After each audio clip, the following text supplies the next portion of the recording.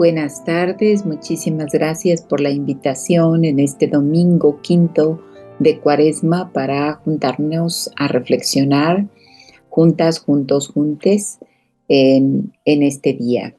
Agradezco muchísimo a ICM, a Enrique Centeno, por invitarme a esta reflexión para compartirla juntos, juntas y juntes.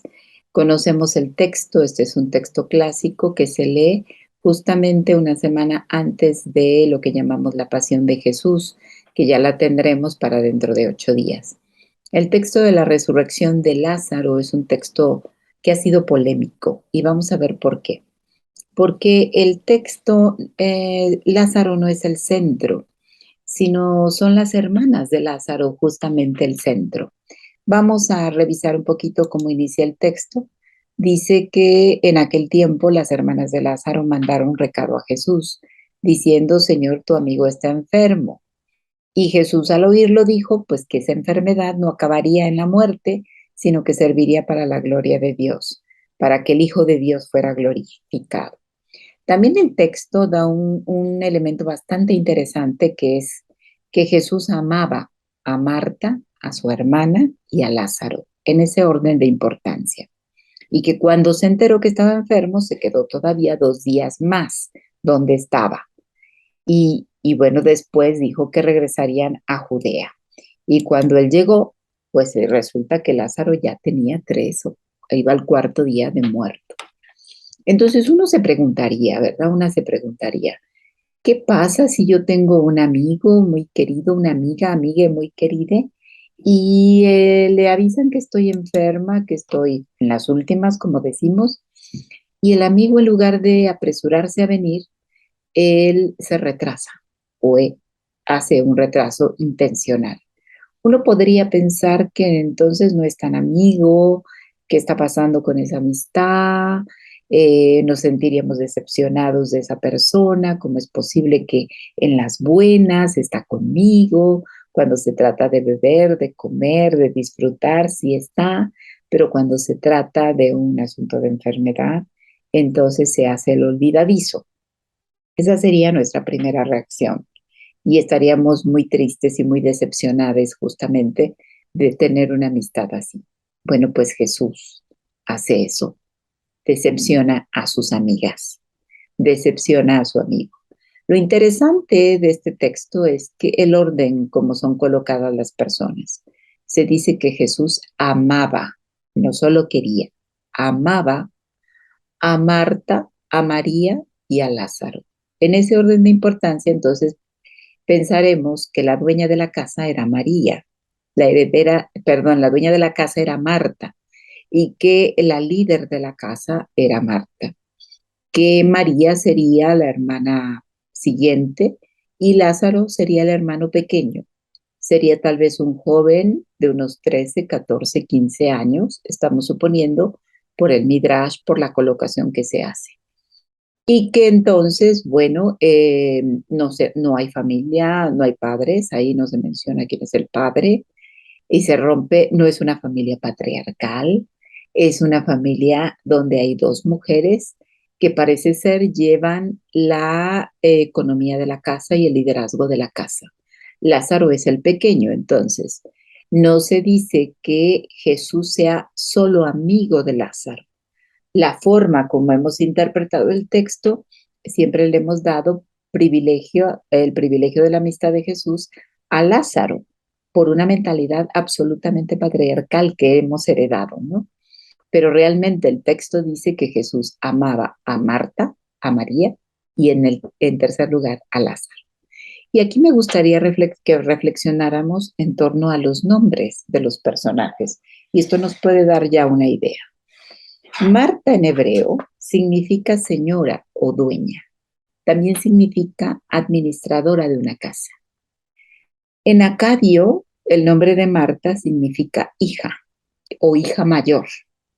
Por eso deducimos que Marta es la hija mayor, que es la señora de esa casa, que es la administradora de la casa, es la que liderea la casa, la que lleva los bienes, las cuentas y la administración. En ese sentido, estamos hablando de una familia cuyo liderazgo recae en la figura de una mujer, como tantas mujeres en nuestro país hoy lideran sus casas y son las que llevan eh, no solo el liderazgo, sino la manutención económica, la economía, la administración de la casa. Entonces, Marta es la administradora de la casa, es la dueña de los bienes, es la encargada de esos bienes. También vamos a ver que el término Marta alargado puede significar también maestra. Puede ser que después, y esto es una hipótesis que algunas teólogas feministas han desarrollado, es que después de la resurrección de Jesús, no es cierto que los discípulos hombres aceptaron la pertenencia de las mujeres a la comunidad naciente y el liderazgo de estas mujeres, lo que significa que regresarían entonces a Galilea.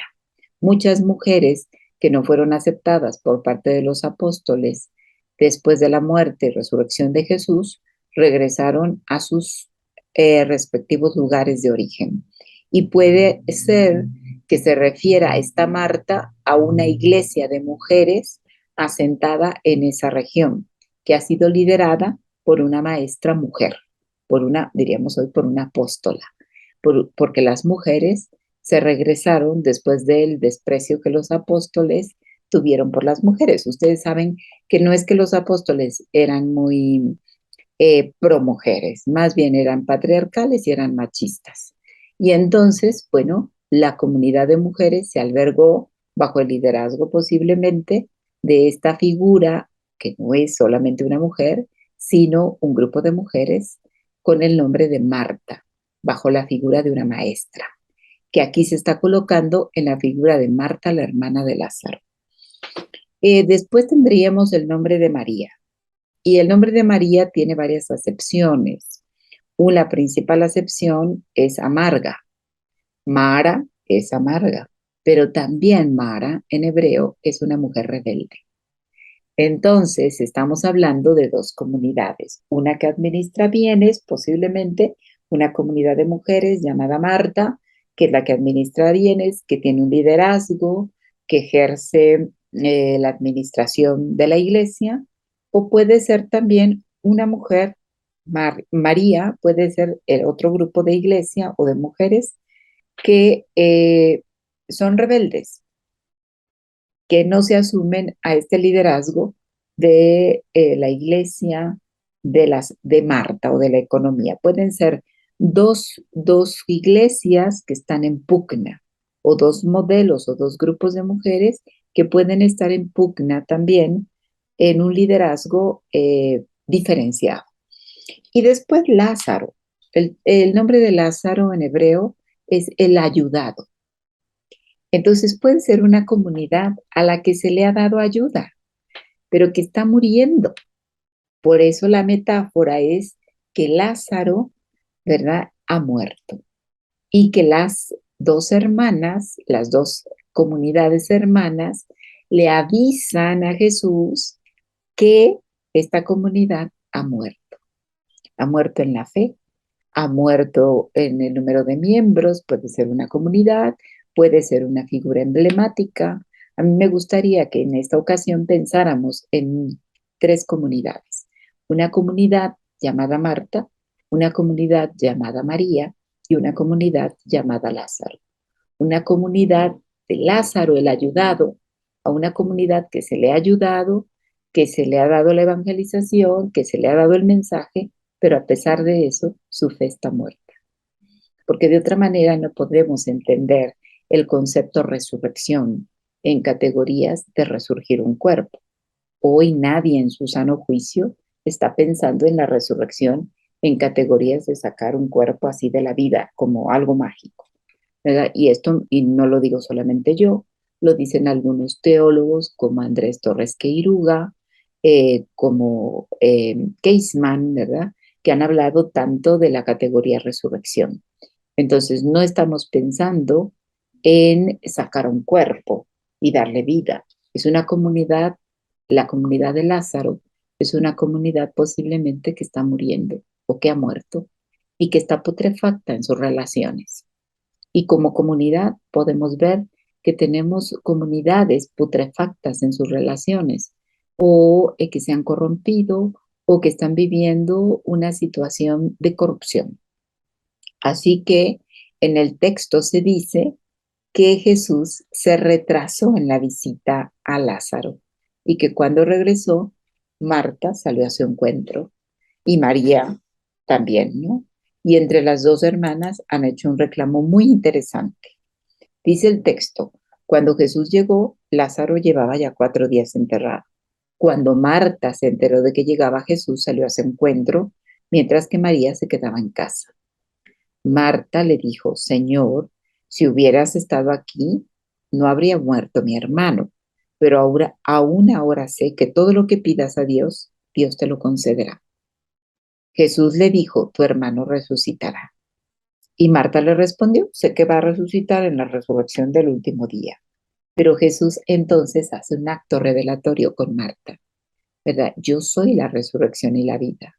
El que cree en mí, aunque haya muerto, vivirá. Y el que está vivo y cree en mí, no morirá para siempre. ¿Crees esto?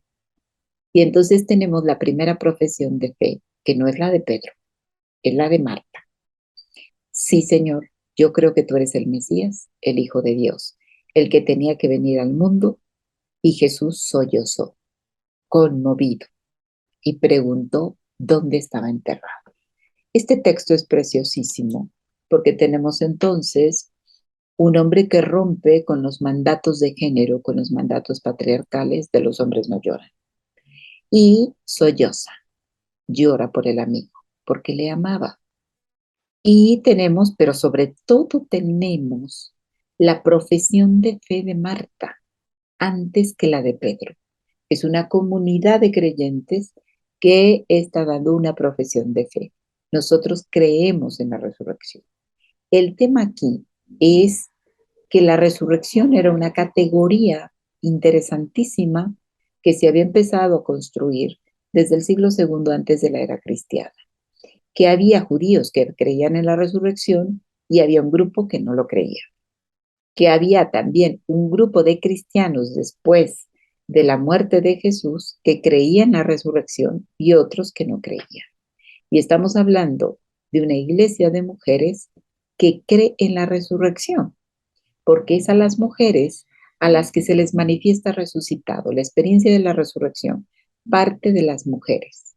Es decir, hoy tenemos un cristianismo que se asienta en la experiencia de la resurrección bajo el testimonio de las mujeres. Ese es el origen de nuestra iglesia. Ese es el origen del querigma.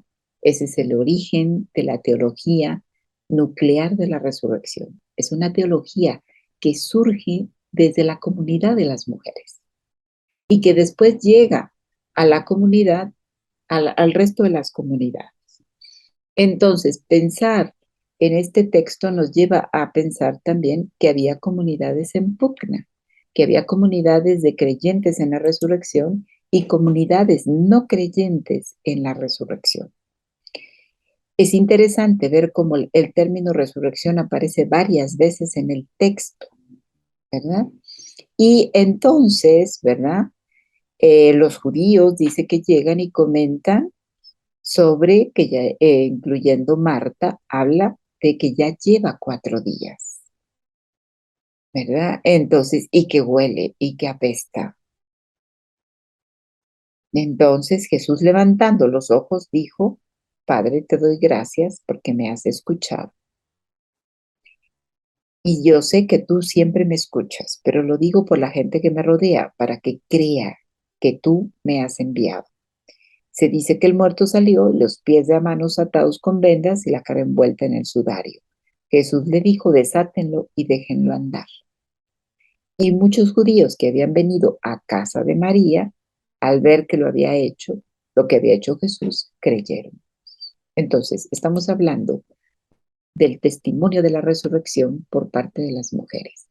Quiero decir que la construcción de la doctrina de la resurrección, que tanto se le ha atribuido a Pablo, es una doctrina que se fundamentó en la experiencia de las mujeres que buscaban a sus muertos. En el caso de Marta, ella no buscaba a Lázaro, ella buscaba que el amigo llegara.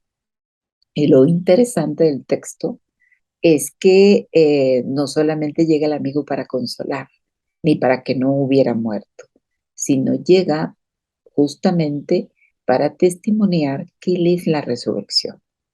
Entonces, lo que estamos diciendo aquí es que en la categoría resurrección es una categoría que se inicia en las comunidades, en las iglesias de las mujeres, especialmente de dos iglesias, de dos comunidades, la de Marta, que es la señora de la casa, o la hija mayor, la administradora, y María, que es la comunidad rebelde, o la comunidad amarga, o la comunidad de Lázaro, una comunidad que ha muerto en su fe, en su creencia, en sus tradiciones. Estamos hablando de tres comunidades que tienen un problema de creer en la resurrección, y son las mujeres a las que se les revela resucitado.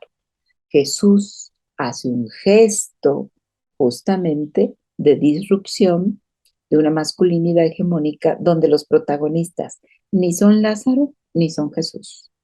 El protagonismo es la categoría de la resurrección y el dato de fe de Marta, que es la lideresa de esa comunidad, junto con la lideresa María, que se queda un poquito más rezagada según el texto, pero que quiere aprender también de la fe de la comunidad de Marta. Bueno, y esto como nos toca a nosotros hoy. También en nuestras comunidades podemos tener este tipo de dificultades. Comunidades muy creyentes, muy pragmáticas, muy líderes, como la de Marta, o comunidades muy de María, ¿verdad? Muy tranquilas, sin tanta fidelidad de la creencia, o comunidades como Lázaro, que han muerto a la fe, que han muerto porque se han corrompido, porque apestan, o porque hay situaciones de competencia de liderazgos. Y aquí es a Marta a quien Jesús le confirma en la fe y le pide que ayude a la comunidad de Lázaro. Son las mujeres las que van a despertar la fe de esas comunidades de varones. Entonces yo les invito a que realmente pensemos en el texto no como en solamente personas, sino que pensemos en tipos de comunidades. ¿Cómo son nuestras comunidades? ¿Cuáles son las cosas que están muertas en nuestras comunidades? ¿Cuáles son las cosas que apestan, que están putrefactas, que están corruptas? Para que la resurrección acontezca. Es necesario que la resurrección acontezca en medio de tanta putrefacción, corrupción e injusticias. Hoy necesitamos también aliarnos a aquellas mujeres que están buscando a sus desaparecidos, a sus hijos, hijas, hijes, maridos, compañeros que están desaparecidos. Necesitamos ser solidarios con estas mujeres que van a las tumbas clandestinas a buscar con la esperanza de encontrar a sus hijos o a sus hijas, a sus parejas, pero no entre los muertos, sino entre los vivos. Que tengan un feliz domingo y muchas gracias.